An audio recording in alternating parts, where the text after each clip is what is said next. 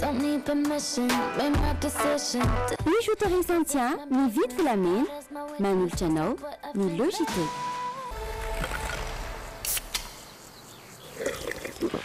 Sady mijery logité no misotro dynamique. Super, il y a tout ce qu'il faut chez Bébé à bord. Passez de joyeuses fêtes de Noël avec les magasins Bébé à bord en suivant le JT. Jovena, source d'énergie. Vous présente le JT. Nettoie, manolotra ho anao ny logité. Nettoie, liquide vaisselle la misy mandarine, citron, pêche miel, ary pomme verte. Ouais, Folaza mangirana tsy malefaka tsara volondry. Natura, Sady manitra sy tanora lalandavako kindry Natura ihany kia. Vokatra Natura, manolotra ho anao ny logité. Sardine efa fampiasantsika amin'ny andavanandro sy ny andro fety ny sardine Julie. Sardine Julie, ça vous donnera toujours envie. Sardine trésor. Manomboka ny logité miaraka amin'ny sardine trésor. Amin'ilay tiako be.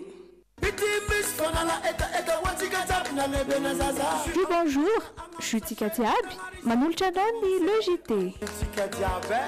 Bonjour.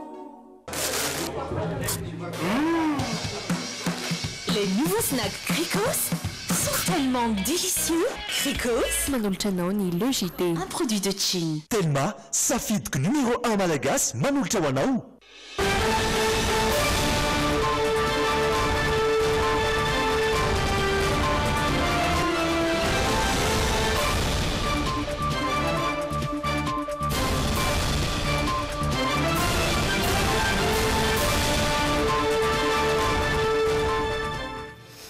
Sabotsy 20 Desambra 2024 miarabana indray tonga sao tanatin'ny logité amin'ity andro any ity ny tenako sy mpiadina raha zavatra manana no iaranolotra ny fotoanantsika ho amin'ny andro any.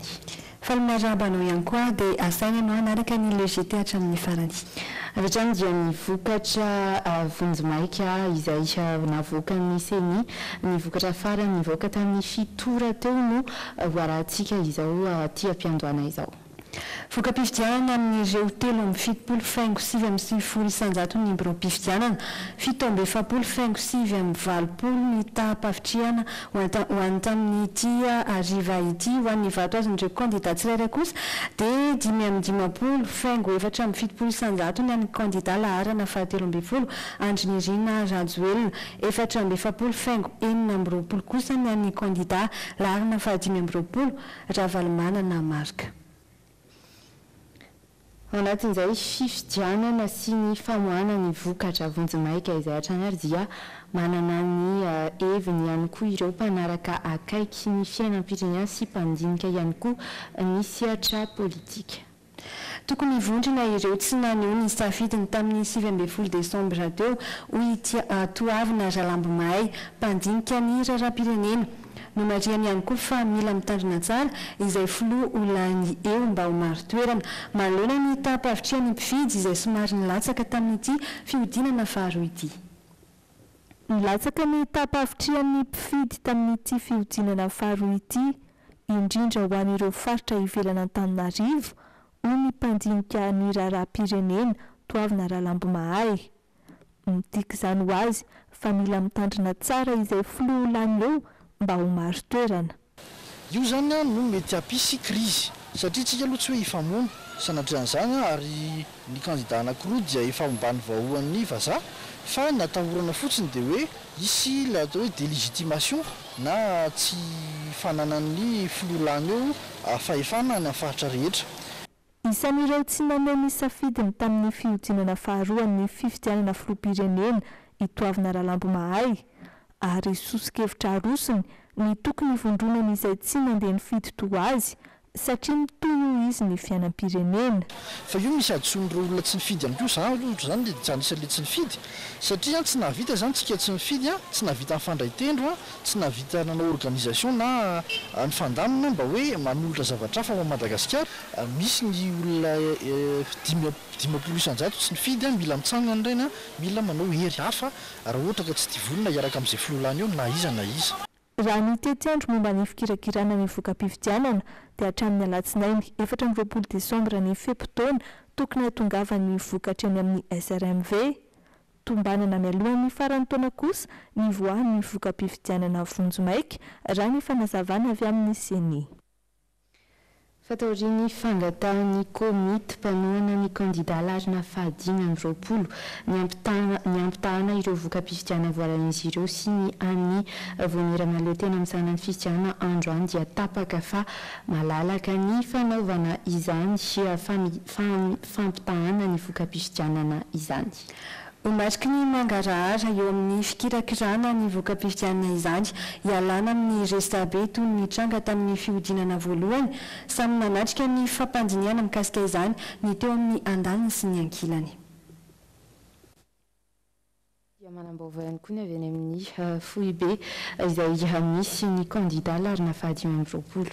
Tsy manaiky ny vokatra vonjomaika izay avoakan'ny CENI amin'izao fotoana izao ny komity manoana ny marika ravalomanana anton'izany ny endrika fanjikan-dalàna maro nandritra sy teo alohany ny andro fandatsaham-bato iny eo ihany koa ny ayay amin'ny fikirakirana ny vokatra.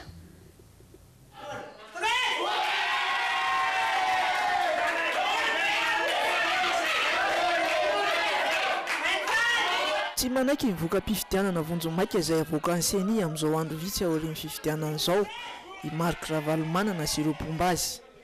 Androany maraina dia tsy amin'ny foibe komity manoana ny kandida larana fahadimy amby roapolo nanambarana ny tsy fankatoavana io vokatra avoakany voamiram-pirenena mahaleo tena misahana ny fifidianana io.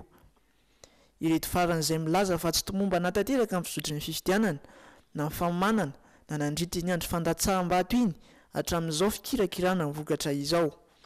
Osika, fampitahorana, herisetra, tranga hita avokoa nandritra ny fifidianana fihodinana faharoa iny raha ny nambaram-pitondra teny. Porofony izany ny fitondrana sertifika medikal fitarainan'ireo vahoaka ny anjadiana herisetra ka mitaky ny anaovana jeritodika izany. Tsaikena ihany koa ny PV scanner izay ampiasaina eny amin'ny CENI amin'izao fotoana izao, takiana ny voahan'ny PV réel mba hampangarahara ny asa.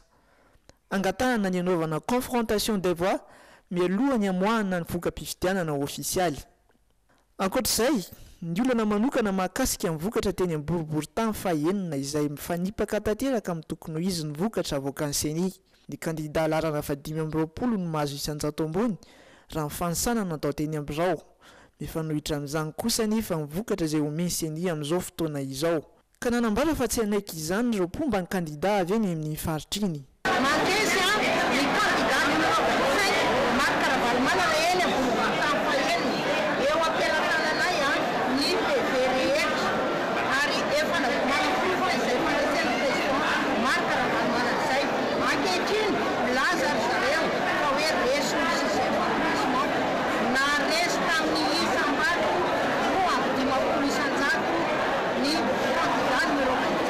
Izy ny kabary ataony Andriamatoa Marc Ravalomanana mahakasika ireo fandikan-dalàna hita raha-pitso hariva ka noentanina ireo vahoaka izay namaly ny antso androany mba hampilaza ny manodidina azy avy. Ilaina ny fangaraharana ary tsy azo lalaovina ny safidim-bahoaka hoy izy ireo. Hatreto aloha izany dia efa namaly izay fangatahany avy amin'ny kandida larina fahadimy amby roapolo izay ny avy eny anivon'ny CENI amin'ny fampitahana izay voka-pifidianana voaray izay iseny 2 minitra vitsy ato anatin'ireto dokam-barotra ireto isika miverina eto hatrany maniny actu rehefa avy eo.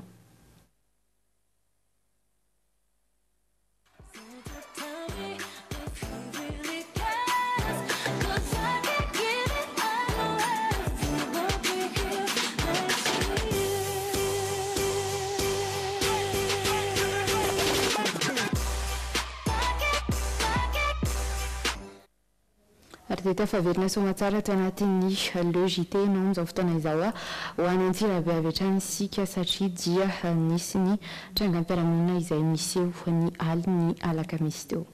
Nisehona aitrano tao andrefana Antsirabe raim-pianakaviana iray no namony enta amin'izay fotoana izay ireo mpiray vodirindrina ny farimbona namoy ny afo tsy nitaran'izany tamin'ireo trano manodidina fanazavana. Raim-pianakaviana 7 amby 30 taona no maty kilan'ny afo tao an-trano ny site tsy andrefatsena halina tokony tamin'ny volora. Tsy fantatra izay ny avian'ny afo fa ny manodidina no nanaitra azy telo mianaka tao an-trano nilaza fa efa miletaka ny trano fonenan'izy ireo.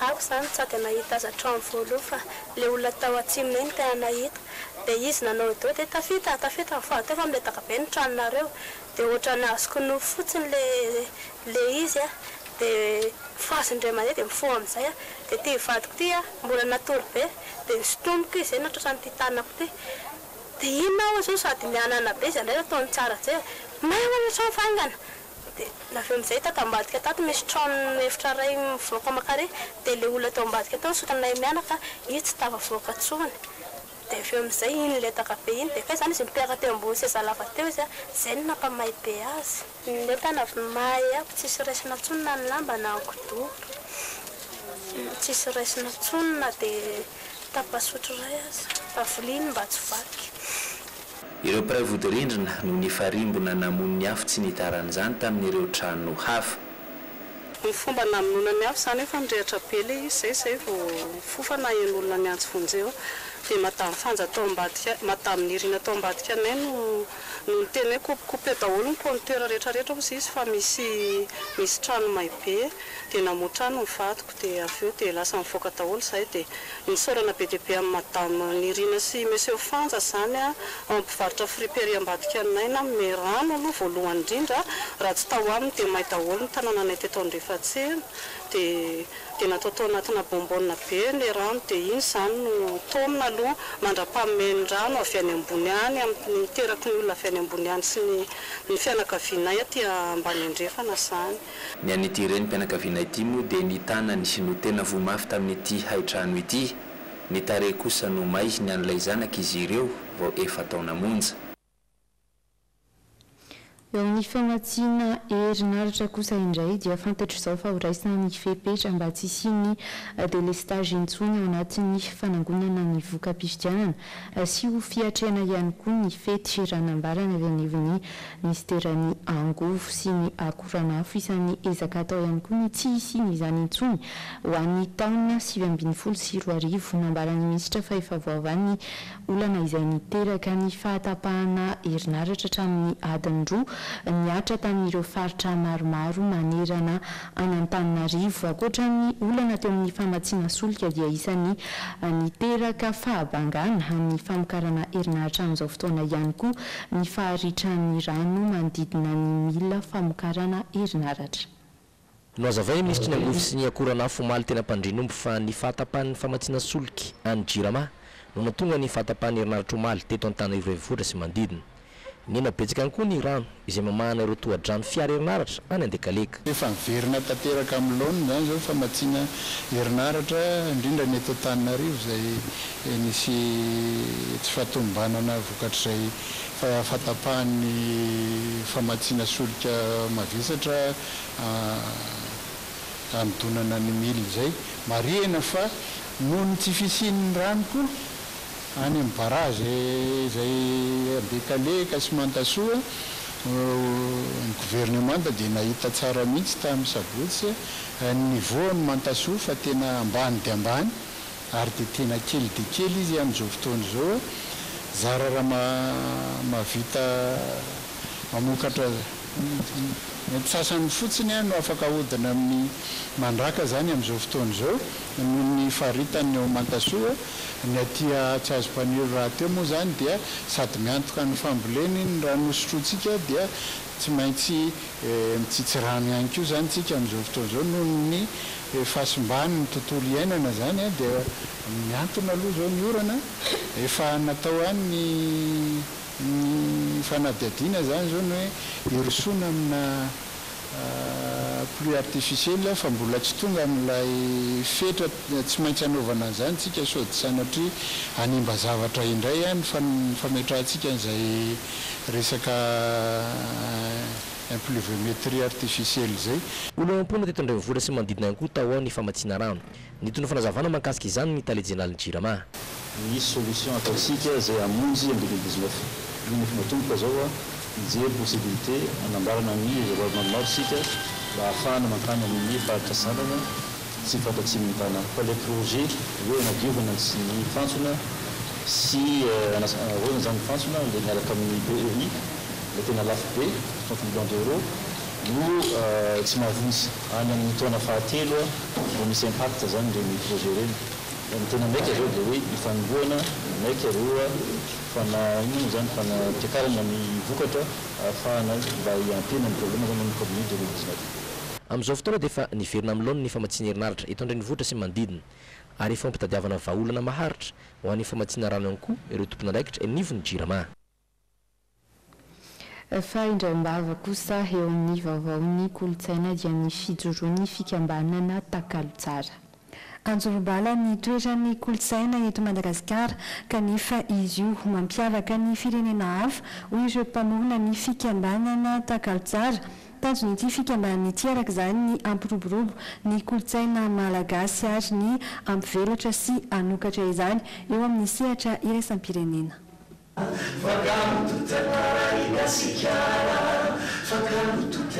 Fifanakalozana eo amin'ireo kolontsaina maro loko misy eto Madagasikara no ivoizana ao anatin'ireo tetikasa ny fikambanana takalo tsara. Takalo toe-tsaina nentin'ireo taolo nampirindra ny fiarahamonina fahizay izay nanjakany mangarara sy fifandanjana tanteraka. Io teny io no entin'izy ireo indray ho veloma amin'ny alalan'ireo etika tao an'ity fikambanana ity. Singa lehibe tokony hiaingana amin'ny fampandrosoana ny kolontsaina ka tokony mena anjara toerana sahaza azy ho hatrany izy ireo. Tsara zany dia fikambanana ametraka an'izay kolontsaina izay toerana. Eo koa ny fampahafantarana sy fivoizana indray ny tantara izay eo ampitana ho an'ny taranaka fandimby.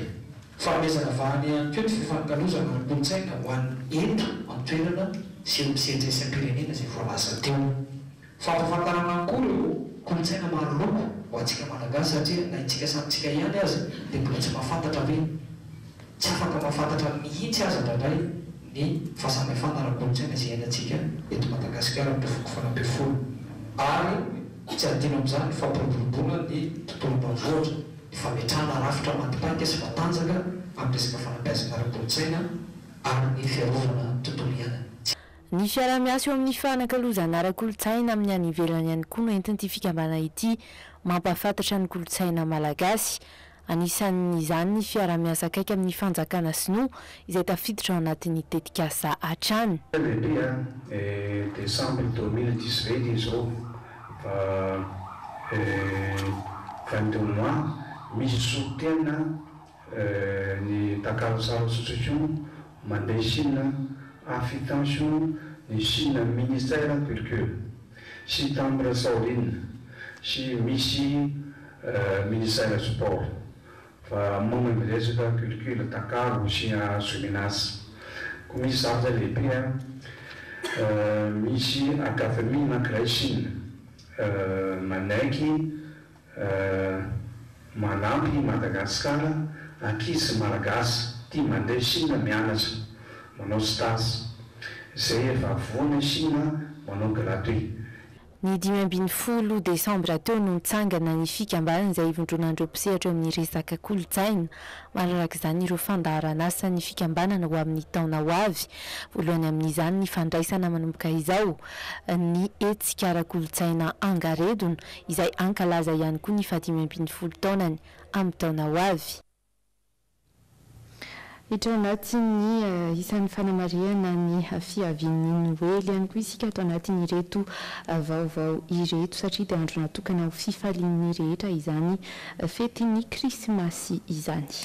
Ho fanampiana ireo olona sahirana raha-pivelomana no antony nanaovan'ny fikambanana iray hivondronana tanora maromaro hetsika fizarana vary sy vatomamy ho an'ny mponina amin'ny fokontany Anozato Atsinanana faharoa Dawarana ato anaty fanadihadiana ity.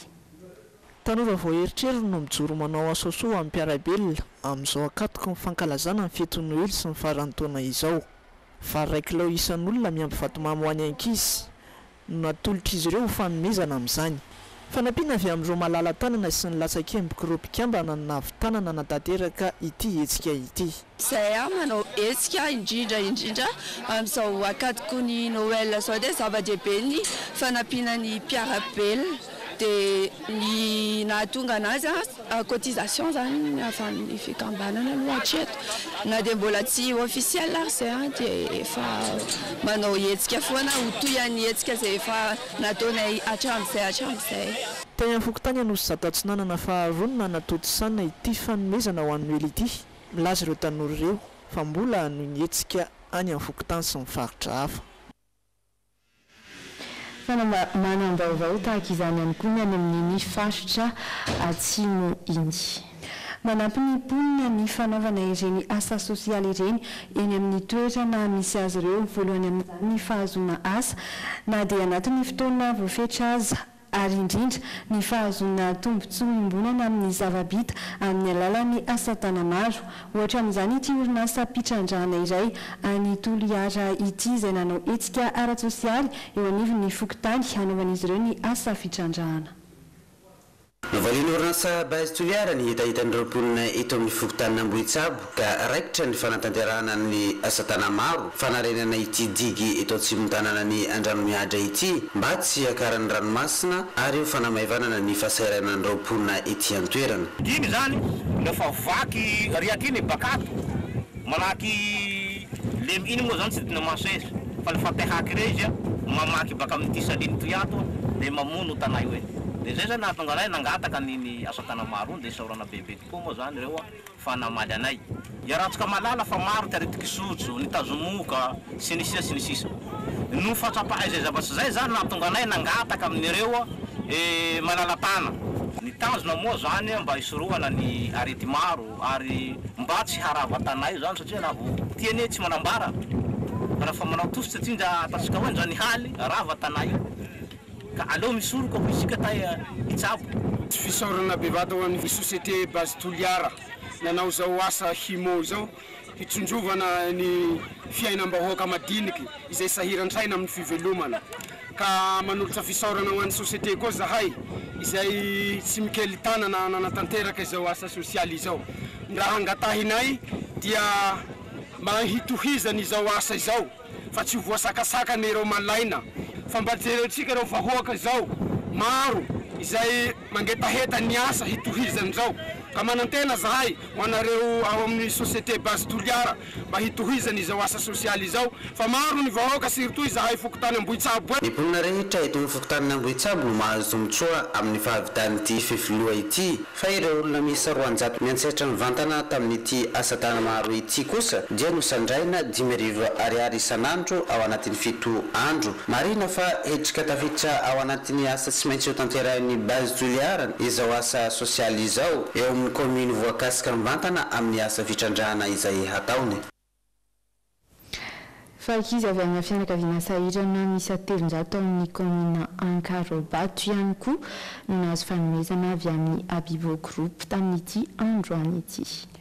Tsy voasambany fa efa fanaon'ny orinasa ny fanampiana tahaka izao izay tafiditra indrindra ao anatin'ny asa sosialy ataon'ity orinasa iray ity. Toy ny efa fanao ny orinasa Abibo Group isan-taona, ankizy miisa 300 maneran'ireo Fokotany 7 amin'ny commune Ankarobato indray androany no nahazo fanomezana avy amin'ny orinasa amin'izao ankatoko ny fetin'ny Noely izao. Notsongaina manokana tamin'izany moa ireo ankizy avy amina fianakaviana sahirana. Noho izay fahasahiranana izay mantsy dia tsy mba manana enti-manana natokana ao amin'izany ny iray aman-drenin'izy ireo. Tanteraka no io ny fanambiny orinasa Abibo Group dia nizara afaliana amin'ireo ankizy amin'izao fetin'ny Noely izao.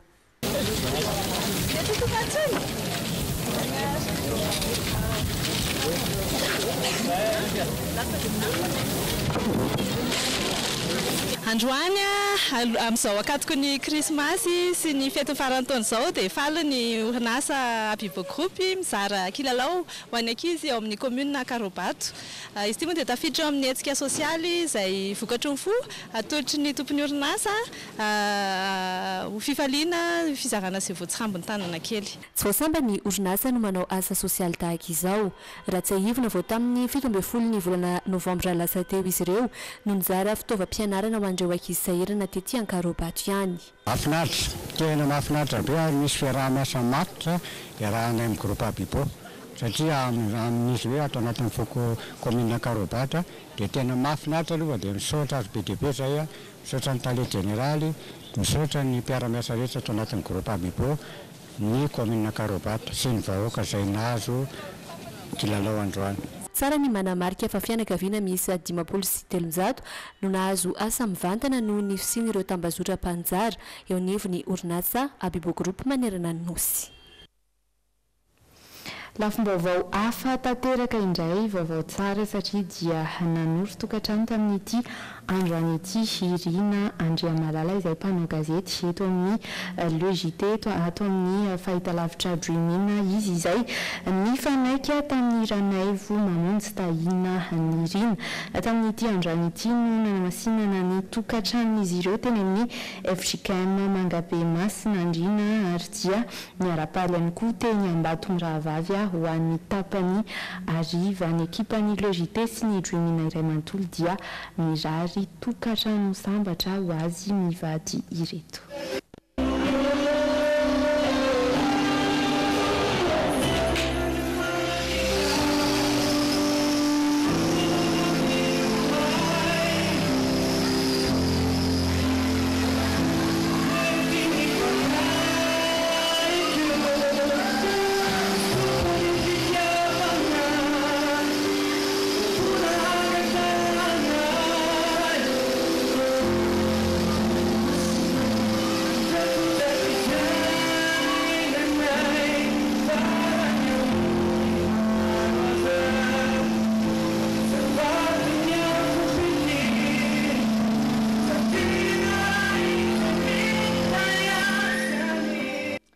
Ternatrany araba ho an'ireo mpivady vaovao izao isika dia hisentry indray ato anatin'ireto dokam-barotra ireto ivirina ao anatin'ny tapany faharoa ato anatin'ny Le JT rehefa avy eo.